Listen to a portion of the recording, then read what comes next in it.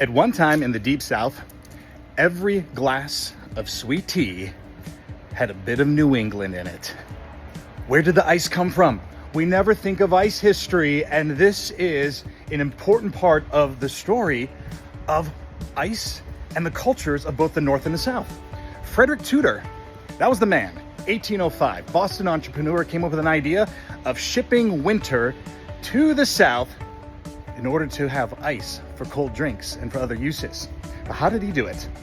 He figured out a way in order to go to the lakes and ponds outside of Boston, and with his crew would cut big, huge blocks of ice in the dead of winter time, 100 to 300 pounds per block. He used physics. He understood that surface area versus mass, that the larger the block of ice, the longer it took to melt. He then was able to figure out how to isolate ships in order to ship it. He used a combination of sawdust and straw between the ice blocks and lined the ship with cork and wood. The first shipment went out in 1806 to Martinique down in the Caribbean, and it made it 130 tons of ice. The only problem was he didn't build an ice house at the port, so everything melted rather quickly. Lesson learned by Mr. Tudor. So what he did then is that he fixed this, started building ice houses at ports, and by the 1840s, Savannah was a major port destination for ice to supply it to the South. Charleston included. All ports had this advantage of being the first to have ice.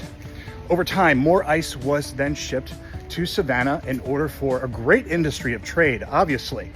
When the ice arrived in Savannah along the riverfront, these ice houses were constructed. But they were constructed specifically to have space underneath each shelf of ice. They expected 10 to 30% of the ice to be melted by the time it arrived. In the ice houses, it would be a wood lining, and then again, in between the ice blocks, straw and sawdust in order to make sure that the process slowed down of melting. It would last 8 to 10 months in the ice houses. So then it was distributed to houses throughout the city, and then, of course, traded more inland. Homes had little wooden boxes, which was the early form of refrigerators. Here's the thing.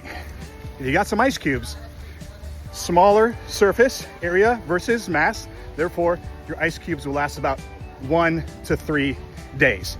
But just know this, at one time, the North took the winter to the South to cool down those drinks.